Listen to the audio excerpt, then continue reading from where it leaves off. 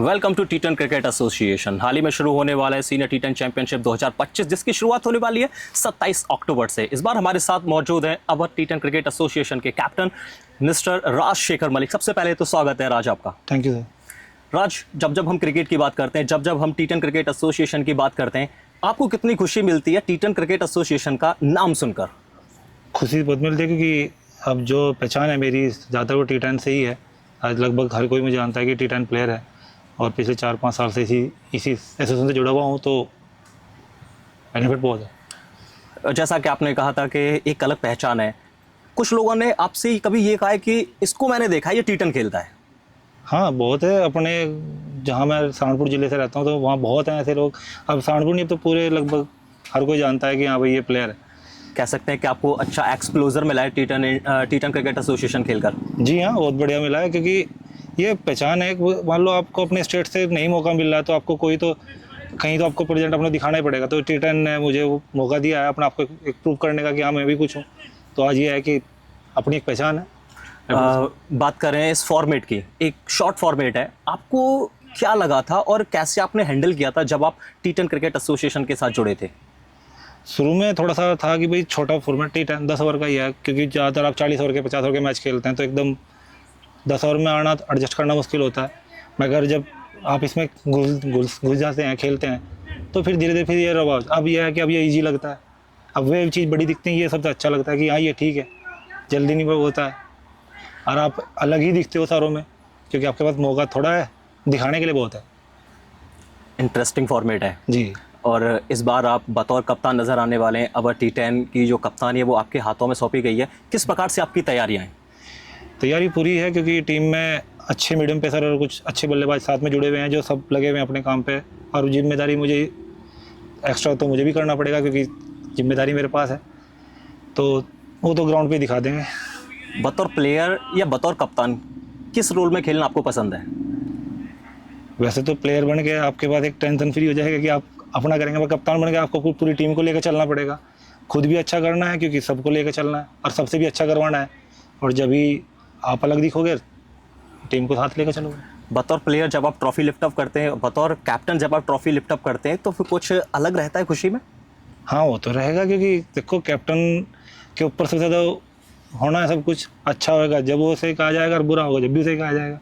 Player तो अपना trophy लेकर साइड होगा, पर कप्तान पूरी टीम को और पूरे इसको लेकर चलेगा, तो खुशी कैप्टन बन के ट्रॉफी उठाने में ज़्यादा अच्छा लगेगा। कैप्टन राज, अगर बात करें टी10 क्रिकेट एसोसिएशन की, कब आपने ज्वाइन किया था और कैसे हुई थी उस जर्नी की शुरुआत?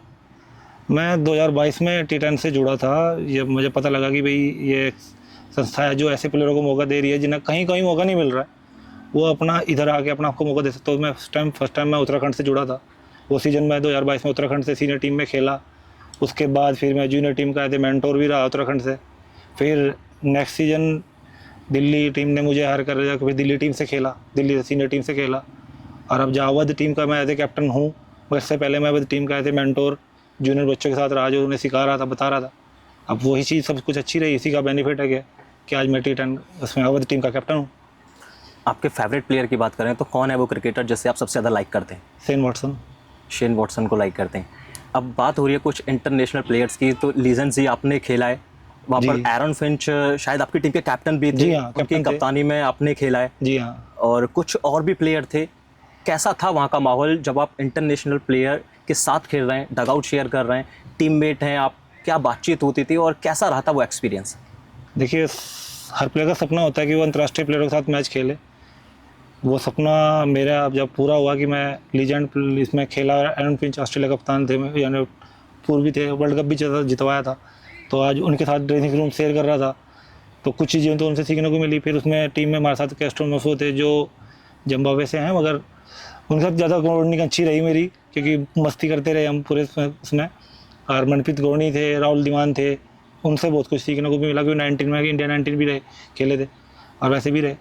और बाकी टीमों में अस्कर अफगान थे, रोस टेलर थे, गुप्टल थे जो इंपॉर्टेंट थे, मगर ड्रेसिंग सब शेयर कर रहे थे। बहुत कुछ चीज़ें जो सपने में थी वह हकीकत में हुई।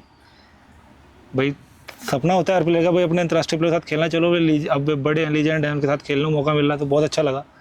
और बता नहीं सकता कि उस टाइम क्या खुशी थी, बस समझ सकते हैं कि बिल्कुल बिल्कुल समझ सकते हैं।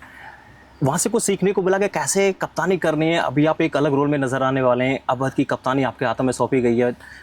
लीजन जी की बात करें तो वहाँ पर एरन फिंच आपके कप्तान थे, कुछ सीखा वहाँ से?